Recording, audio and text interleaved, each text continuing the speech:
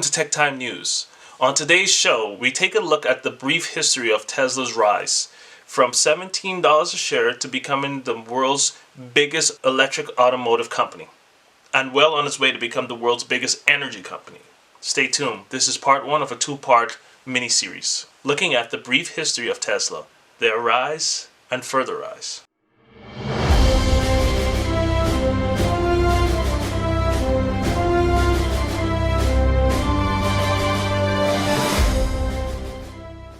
So before Tesla, GM was actually the first company to bring an all-electric, battery-powered, mass-market vehicle to the market. But even though it garnered much attention, GM themselves terminated the project. General Motors wants to take the EV1 out of commission, but some very dedicated drivers are resisting.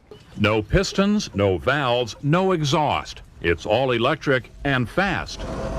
It's very powerful. I mean, 0 to 60 in less than 9 seconds is pretty good. But the EV1, General Motors' pollution-free, rechargeable car, is being scrapped. I love it. I love it. I'm so sad. I'm not going to have it for the rest of my life. GM never sold the EV1, it only leased them, and is now demanding that all of them be returned. After 10 years and well over $1 billion spent to make a real business case out of it, it didn't develop. So most of the returned vehicles have been donated to museums or sent to this junkyard. They'll be crushed and recycled. When GM introduced the EV1, California was setting the toughest auto pollution standards in the nation. 10% of all cars sold here this year were to be zero-emission vehicles. But California dropped those standards after being sued by automakers. GM no longer had to produce the EV1, and there were reasons it didn't want to. The car's batteries get only about 120 miles per charge, and replacement batteries cost at least $6,000. But try telling that to those who love the little car that could. We have a little term for driving an EV1. It's called rocket ride. When we asked EV1 drivers to tell us what they thought, nearly 24 showed up. And we are not going to just stand here. We're going to keep demanding that they build these cars again. Anybody else feel that way? The GM EV1 was leased and not sold, and therefore was recalled, recollected, completely scrapped, and crushed. They wanted to bury EV technology right there and then. But this powerful movement for EV adoption had already begun, and the new generation of engineers and CEOs plotting the next steps to an all-electric battery vehicle. An electric car that gets 250 miles per charge. A test of this one, it's hard. Please. Thank you very much. Thank you, Governor Schwarzenegger. It's an honor for me to be here today. Tesla Motors is a new company focused on creating a desirable high-performance zero-emissions vehicles. Tesla Motors believes that electric cars are by far the best choice for reduction of greenhouse gas emissions and for American energy independence because they allow diversity of energy production from coal and natural gas to wind and solar power, and because a well-designed electric car breaks the compromise between performance and efficiency. Today we're showing our first car, the Tesla Roadster, a high-performance carbon fiber and aluminum sports car that does 0 to 60 in under 4 seconds and goes up to 250 miles on a charge without using a drop of gasoline and costing only pennies per mile to drive. The Tesla Roadster is for sale right now. First deliveries will be late next summer. For more information, please come to our website, teslamotors.com. Gentlemen, please uncover the Tesla Roadster.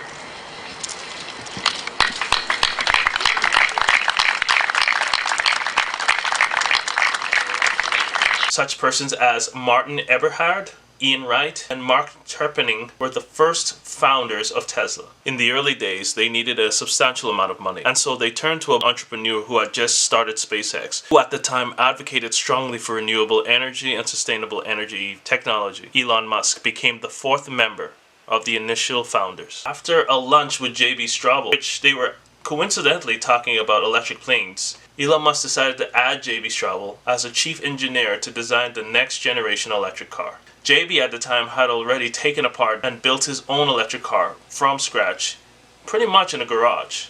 He was the man. They needed someone innovative, young, and inspiring. And thus, between the years 2003 and 2004, the core team for Tesla Motors was established. In 2007, Zeev Drori was named CEO, and president of Tesla Motors. It was also this year that the Model S was announced, the first real battery electric mass marketed and produced vehicle from Tesla Motors. At this point, the Roadster was well into development, and Musk is elected as CEO of Tesla Motors as well as chairman.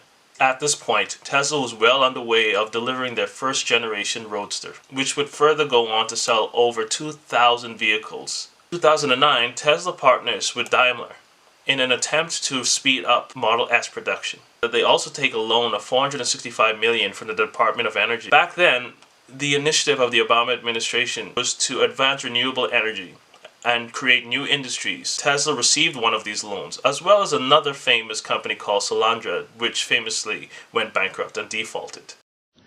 But don't forget, you put $90 billion, like 50 years worth of brakes into solar and wind, to Solyndra and Fisker and Tesla and Enter1. I mean, I had a friend who said you don't just pick the winners and losers, you pick the losers. All right.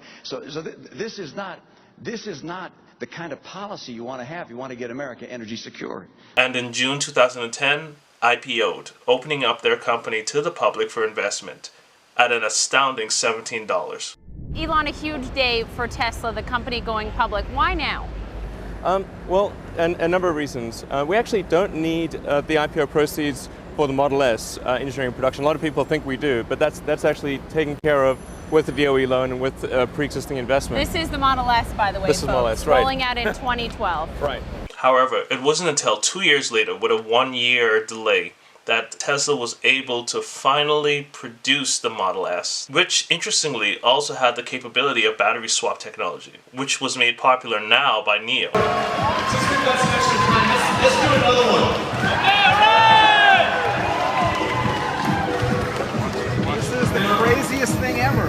We searched LA for the fastest gas station, which is 10 gallons a minute. And we told the hugger there that go as fast as you can.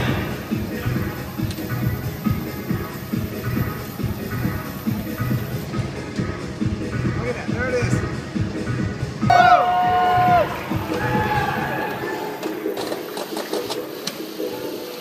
ran out again. I'm such an idiot.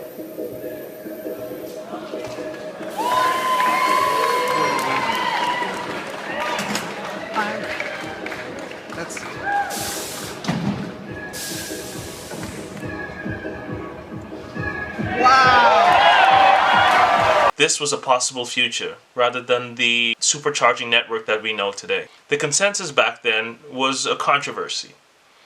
Tesla created a battery swap technology, knowing full well that they didn't have the infrastructure to provide battery swap on a mass scale. The theory behind this was they were able to get Type 4 ZEV credits, which states that is essentially a subsidizing from the government if they were capable of delivering a vehicle that delivered over 200 miles of range and the ability to charge in under 5 minutes. With this controversy, if you enjoyed this video, Musk please like and subscribe the attention of other car manufacturers as a story. Leading the story is built upon by the news media, a tainting that still lasts today.